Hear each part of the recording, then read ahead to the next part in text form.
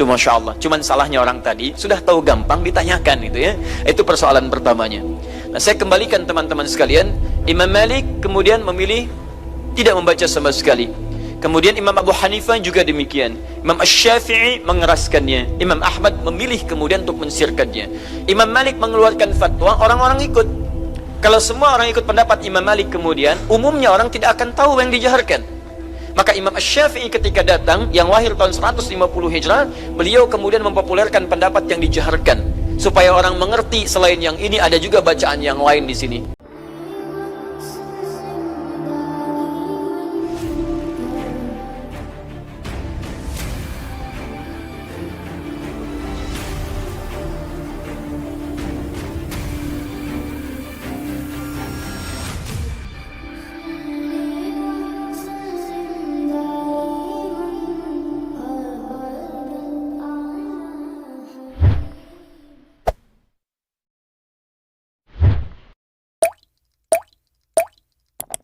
Tayyib, kita lanjutkan kemudian.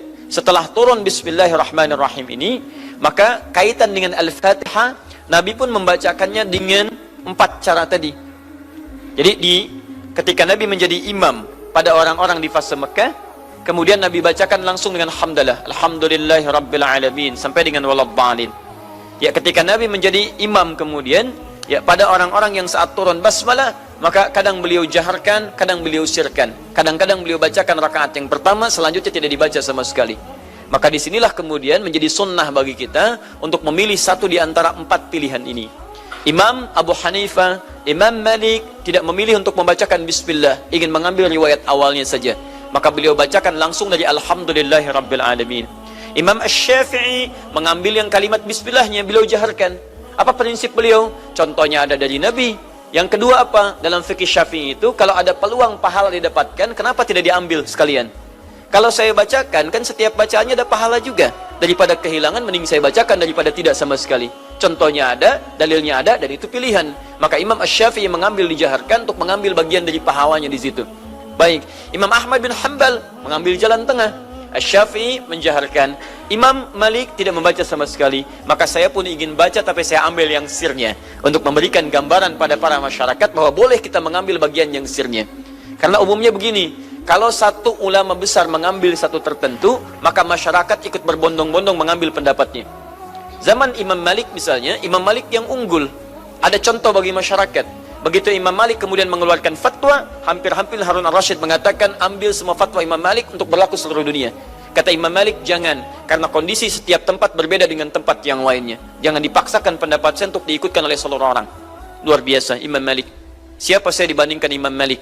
Imam Malik hafal banyak hadis. Imam Malik Imam Darul Hijrah, lahir di Madinah, wafat di Madinah. Mengatakan, jangan fokus pada pendapat saya. Orang lain bisa lebih baik dibandingkan saya.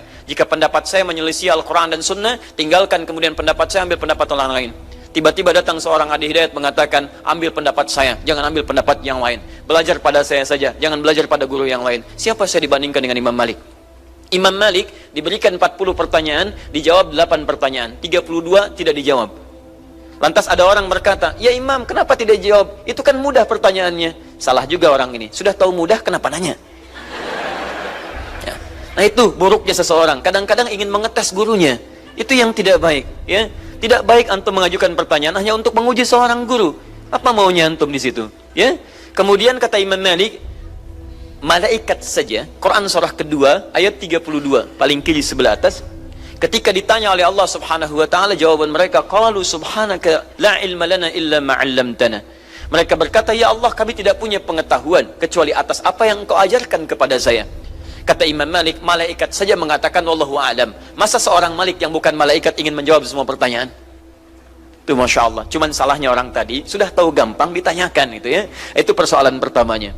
Nah, saya kembalikan teman-teman sekalian, Imam Malik kemudian memilih tidak membaca sama sekali. Kemudian Imam Abu Hanifah juga demikian. Imam Asy-Syafi'i mengeraskannya. Imam Ahmad memilih kemudian untuk mensirkannya. Imam Malik mengeluarkan fatwa, orang-orang ikut. Kalau semua orang ikut pendapat Imam Malik kemudian, umumnya orang tidak akan tahu yang dijaharkan. Maka Imam Asy-Syafi'i ketika datang, yang lahir tahun 150 Hijrah, beliau kemudian mempopulerkan pendapat yang dijaharkan. Supaya orang mengerti selain yang ini ada juga bacaan yang lain di sini. Ada peluang pahala didapatkan dengan menjaharkannya. Ketika Imam Asy-Syafi'i memberikan fatwa, orang tahu, oh ini najmun, bintang dari para ulama yang hadir di zamannya.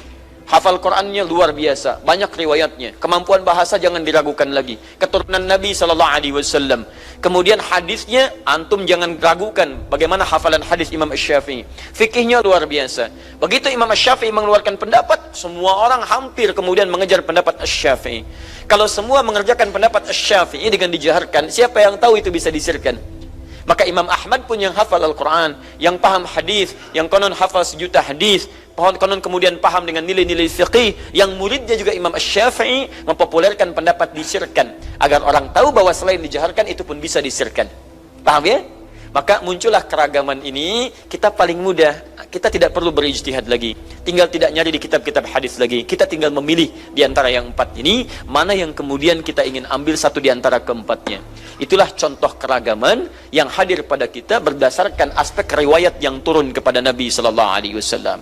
Nah, perbedaan dalam fikih ini yang menghadirkan kemudahan kita memilihnya, yang sama-sama bersandar pada dalil yang bersumber pada Al-Quran dan Sunnah, perbedaannya disebut dengan ikhtilaf.